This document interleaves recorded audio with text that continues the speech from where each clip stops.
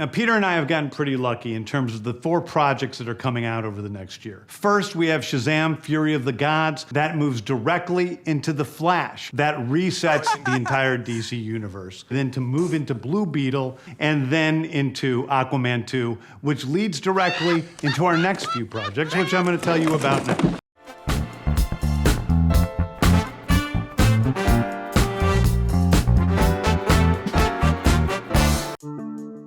The Ghost of James Gunn announced the first batch of movies and shows of the new DCU, an announcement that just confirmed that Gunn might not be the best guy for this job. Personally, I have nothing against him as a director. I enjoyed the Guardians of the Galaxy movies, and the Suicide Squad managed to be a decent movie, even with Margot Robbie Harley Quinn in it. The problem is that Gunn has a very defined style that works really well with some characters, and not so much with others. And if I was inclined to give him the benefit of the doubt, the presentation he shared a few days ago was far from good. The whole transition to Gunn's DCU was not handled well by Warner Bros. And announcing this Chapter 1 now, when they still have to release 4 movies that were commissioned by the previous management, is not a good move. And an even worse one is trying to integrate those movies in the new shared universe. It's hard to convince people that these 4 movies are worth watching with a brand new cinematic universe around the corner. Sometimes silence is the best choice, even for advertising. Focusing on Gunn's responsibilities though, the projects he announced for Chapter 1 sound like a selection of things he'd like to do, more than some solid foundations for a carefully planned cinematic universe. Creature Commandos and The Authority could be interesting projects, but neither of them sound like a priority in a brand new DC universe. I am more open when it comes to Creature Commandos because it's an animated series, but The Authority in Chapter 1 makes no sense. Same issue when it comes to Swamp Thing. They just made a Swamp Thing TV show, and it wasn't exactly a hit. And not because it was a bad show, it's just a niche character that could find its place later on in an already established universe, but doesn't exactly shine on its own so early on. Paradise Lost and Lanterns both sound like attempts to follow some TV trends, making a new Game of Thrones and a new True Detective using DC characters, which is in line with the current creative bankruptcy of Hollywood. Paradise Lost could work as a series. I don't think it's what Chapter 1 needed on the Wonder Woman side. Lanterns sounds bad, especially if the setting is going to be planet Earth. Furthermore, Lanterns open another issue with these choices. Which incarnation of the superheroes did Gunn choose?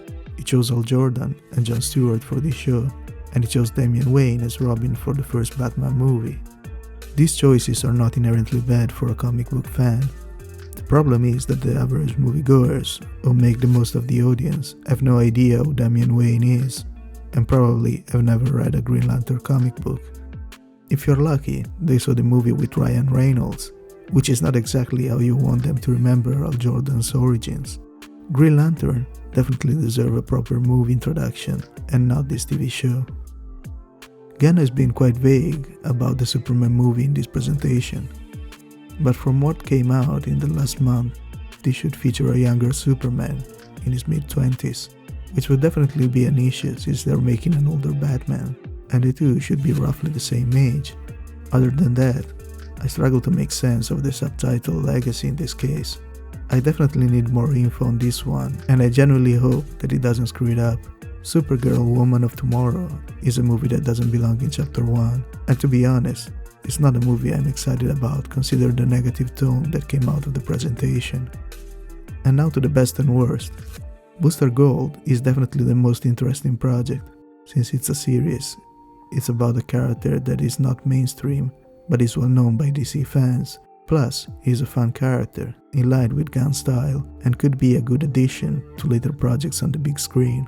The worst stinker in this whole chapter is definitely Waller, a TV show no one asked for, except from James Gunn's wife. Keeping her in the DCU is the only reason that can justify this. First problem with this show is the name itself. Is this going to be a show trying to make Amanda Waller an anti-hero? Because Amanda Waller is one of the most vile characters in the DC universe, and I'm not looking forward to another Cruella. Second issue with the show is that Gunn picked the same writer who was responsible for the Watchmen TV show. Just a quick reminder. Also, the people Gunn is picking to stay in the new DCU from the old one seem pretty random so far. Anyway, this was it. At this point, someone might go, well, at least he's trying something.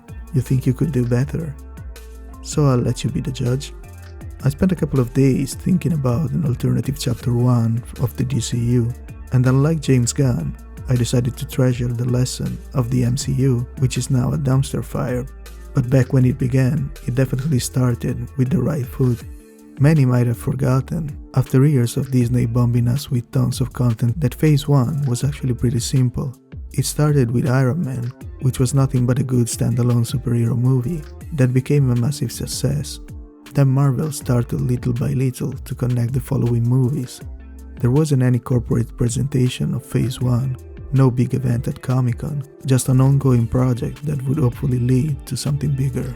Iron Man was followed by The Incredible Hulk, Thor, which also introduced Hawkeye, Iron Man 2, which introduced Black Widow, and Captain America: The First Avenger, which led into the first Avengers movie. A movie that was built entirely on characters and elements introduced in the previous 5. Looking back at Phase 1, it's well thought, straightforward, and essential. Movies are connected but also enjoyable as standalone projects, and they managed to introduce most of the main characters they could use at the time. With that in mind, I decided that the foundation of the DCU Chapter 1 had to necessarily be the trinity of DC superheroes: Superman, Batman, and Wonder Woman. Each of them should get a movie in this first phase to clearly establish their own world and which part of their story we want to tell.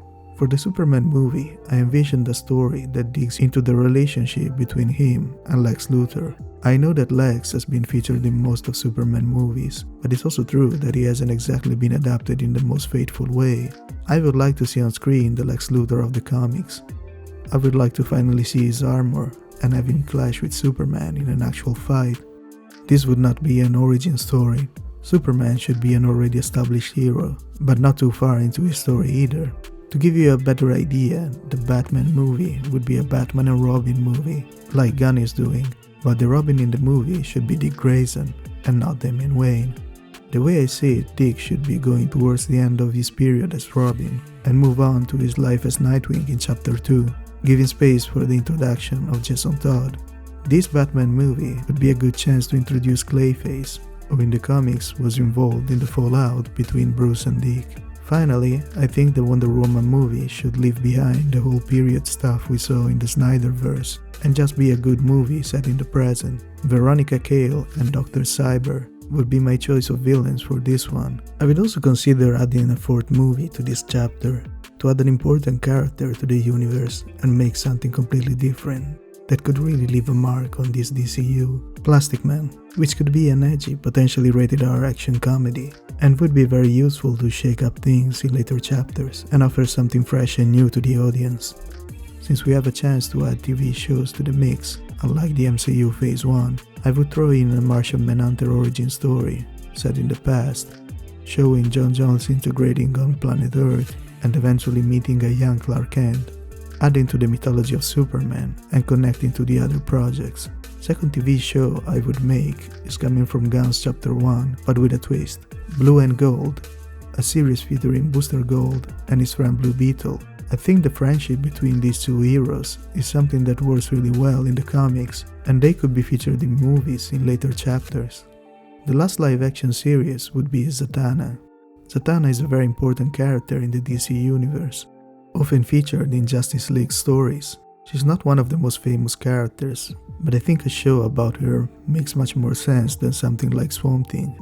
Zatanna would be a nice addition to the first chapter introducing magic in the DCU, and I'm sure she has the potential to become a mainstream character with a good adaptation. Finally, I would make a new Batman animated series covering Batman early years, since we have an already established Batman in the movie. It would be nice to make a good Batman animated show.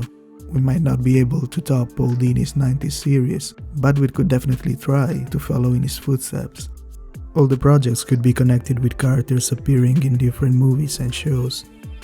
Overall, I see Martian Manhunter mostly as the one tying everything together, a bit like Nick Fury in the MCU Phase 1. The last movie, closing Chapter 1, is where all the other projects converge, and it would be a Trinity movie, or Justice League Origins. But basically it's a movie starring Superman, Batman and Wonder Woman, brought together by Martian Manhunter to help him stop his twin brother Malefic, a character who is an extremely powerful enemy, and a master manipulator who I envisioned as someone able to gather other villains to support his cause. By the end of the movie, the four superheroes will understand the importance of working together to face some global threats, and we start working on recruiting more allies to build what will be the Justice League. As you can see, Chapter 1 is not rushing into a Justice League movie. That will have to wait until the end of Chapter 2. In fact, in a potential Chapter 2, there will be movies starring Green Lantern, The Flash, and Aquaman leading to it. Anyway, this is the way I see it. Let me know what you think about this alternative Chapter 1 and about James Gunn's Chapter 1 in the comments below. Thank you for watching and see you in the next video.